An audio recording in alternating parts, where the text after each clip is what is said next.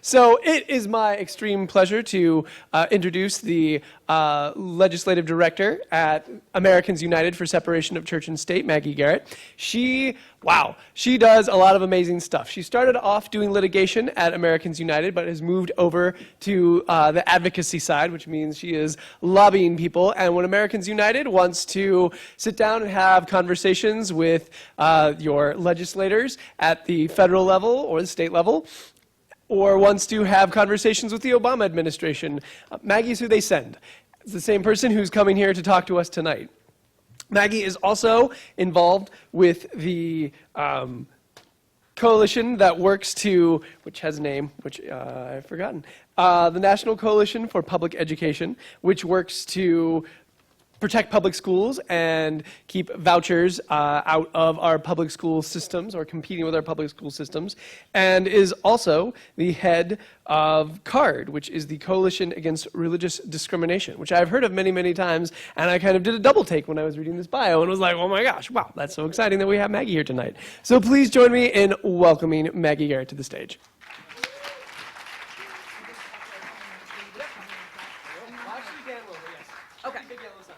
Okay, I'll have my phone going too, so I'll have an idea.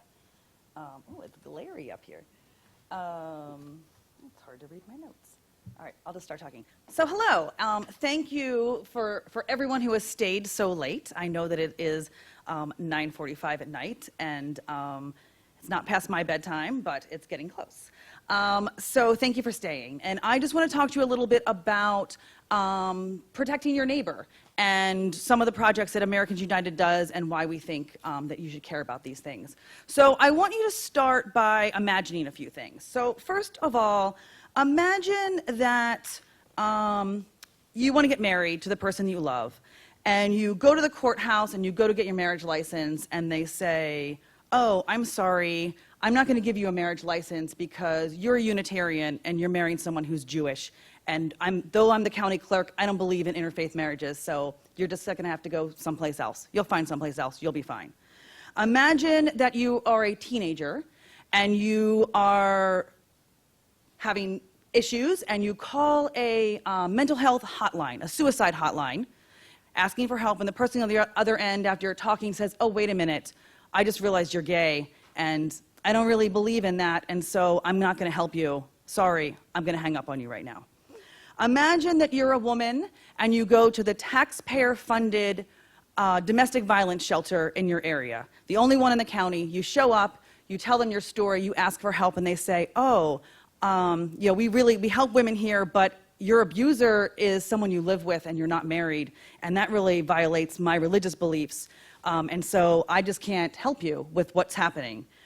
Imagine that you are a parent and you go to a restaurant, maybe like a Chuck E. Cheese kind of a thing. I'm not saying Chuck E. Cheese would do this, but a Chuck E. Cheese-like restaurant. You arrange your child's birthday party. After you get it all arranged, they realize, oh, wait a minute, you're a single mother, and we don't believe in single mothers. You should get married and you should stay with your husband if you're going to have a child, and you should definitely not have children before you get married. So I don't want to deal with your family. It violates my religious beliefs. And then finally, imagine you go to the local health clinic. It's really the only place that you can go and you can afford. You go there to get birth control, and the person there says, oh, I'm the receptionist and I don't believe in contraception, and so I'm not going to take this appointment for you, and you need to go someplace else, call another time, call someplace else. All of those are really hard to imagine actually facing, right? But this year, Americans United in our Protect Thy Neighbor project actually tracked 125 different bills that would authorize one, all, or even more terrible things like the ones I just mentioned. All of them justify that discrimination and that harm to other people under the guise of religious freedom. These are probably what you've all heard about. It's sort of a hot topic these days, right? You hear about the religious freedom bills that are popping up all across the states.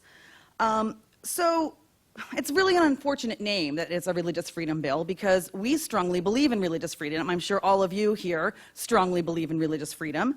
And we also, at Americans United, believe in religious accommodations. We might have differing views on whether or not there should be religious accommodations, but at Americans United, we think that if there's going to be if there's a real burden on someone's religion, and lifting that burden isn't causing harm to anybody else, then you should consider lifting that burden. And just a few examples of the things that we think are acceptable are things like, say there's a Jewish student and he goes to a public school and there's a no hat rule. But that child needs to wear a yarmulke because of his religious beliefs. We think that it is a reasonable accommodation to say, yeah, you get an exception from the no hat rule. It's not hurting anybody else, and you should be able to do that. Another example would be someone who's in prison. They're another Jewish example. You need kosher food. Yes, it's not hurting anybody else. You should be able to get that accommodation. None of these bills, of course, that I'm talking about meet that test. These bills aren't about religious freedom. All of these bills are about discrimination and about enshrining one group's religious views into the law and enforcing them upon other people. So this year, we saw a lot of bills across the country. A lot of them were focused on using religion to deny women health care. After the marriage equality case, a lot of these bills were focused on denying LGBT couples the right to marry, denying them the right to adopt, denying them the right to be served in a store or a restaurant just like everybody else.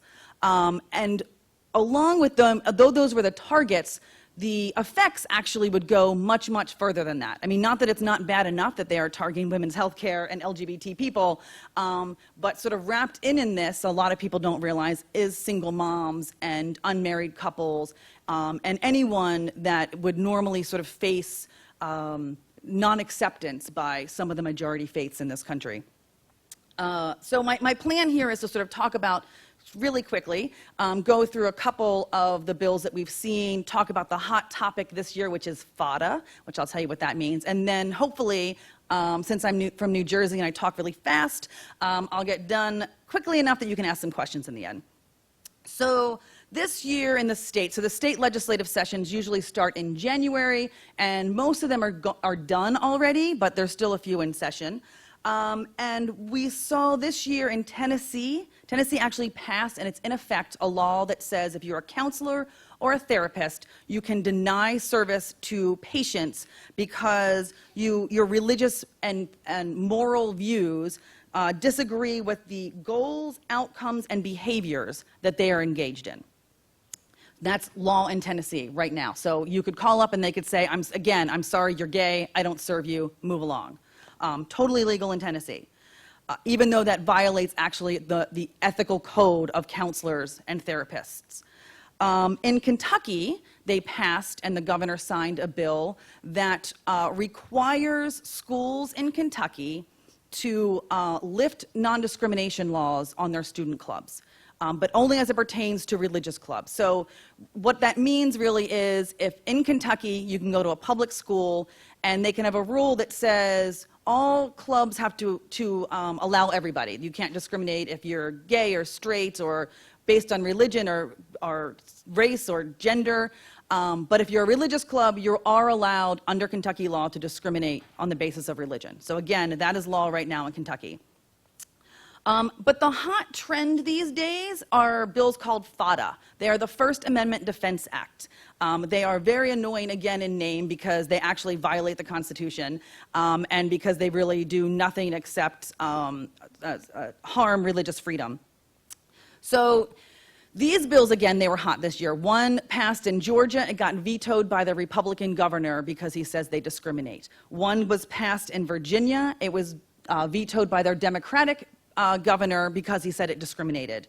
One almost passed in Missouri. It got very, very far. It was the subject of a 39-hour filibuster by 8 senators. So there were 8 senators against, I think, 26 senators who supported it. They had a 40-hour filibuster to bring attention to this bill, and it ultimately, I think, is what was its demise. And then Mississippi passed one of these, and you might have seen in the press lately a religious freedom bill was struck down in the courts, and a U.S. District Court in Mississippi struck down this law.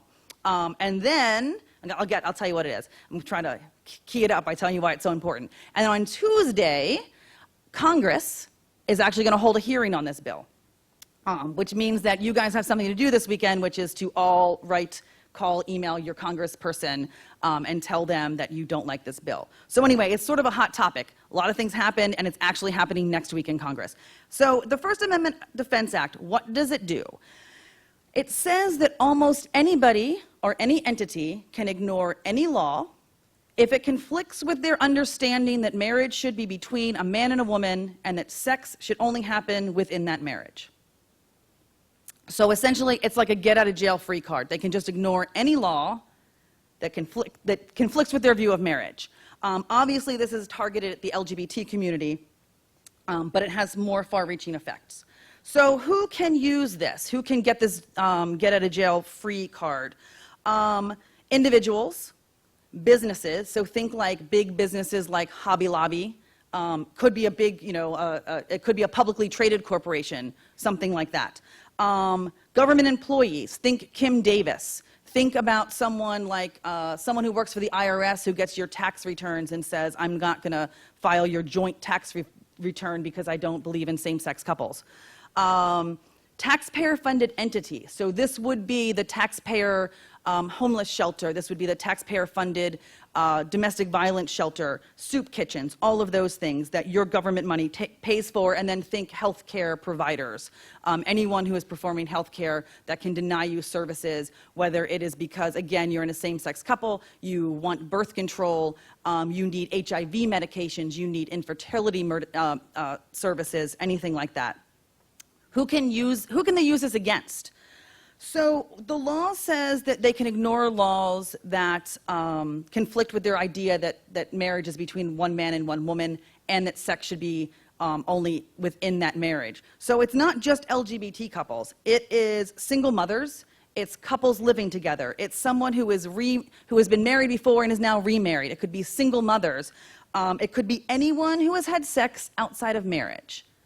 You, like I, might know someone in your lives who has had sex outside of marriage. So essentially, this bill allows discrimination against anyone.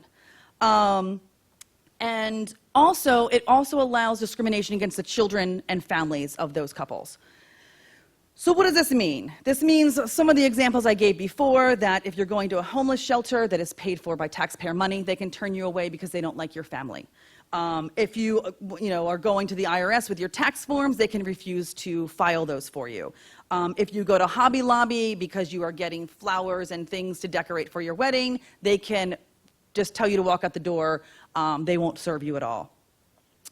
Important question, what can you do about it? And then I'm going to have plenty of time for questions if people have them.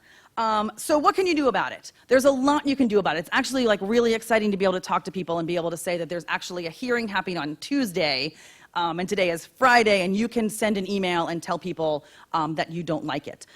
So if you go to our student webpage, which I think is austudents.org, and there's also like a card that came in your bags. You can also come to our table tomorrow if you don't have it. So it's austudents.org. You can go on there, and there is an action alert that you can click on, and you can send an email to your representatives. And what the message is, tell the chair of the committee not to hold this hearing. And tell Paul Ryan, who is the leader in the House, that you don't want to have this hearing. They might still have the hearing, but you've just now told them what a problem it caused all of them to hold this hearing. So like now is the first step. So you want to sort of make it known that they don't want to go any further with this. So do that. What else can you do? There's a lot of things that you can do for a lot of these bills, and a lot of it happens at the states. I think people get very focused on what's happening in Congress, which of course is very important. That's where I spend most of my time. But a lot of the laws that really affect you even more are in your state house. And a lot of the places where you can have even more effect than you do in Congress is at your state house. So follow what is happening there. That is like the real life laws that affect you every day. And again, I'll open to questions. I like to tell the story of when I used to lobby in Georgia for the ACLU. And I was there one day, and there was a bill about cosmetologists. I have no idea if it was a good bill or a bad bill. But I know that one of the legislators got up in the well, and he said, I don't really know what this bill does, I'll be honest with you. But I got two letters. Both of them said to vote for this bill. And so that's what my constituents want as far as I know. And so I voted for that bill. Now, I'm not saying on these hot topic issues that 2 letters are going to make the difference, but they're going to make some sort of difference. If it's a lot of you, and if they're paying attention to you, if you have relationships with people down there, if you send in your letters, it's going to make a difference. So I encourage you to do that. I encourage you to come to the AU Students page. We have lots of information. We have trackers for legislation in your state. You can find it out by state. You can find it out by topic. And it's a really easy way to keep up to date about what things are happening. Again, the states don't start till January, but Congress is happening right now. And like I said, there's a hearing right on Tuesday.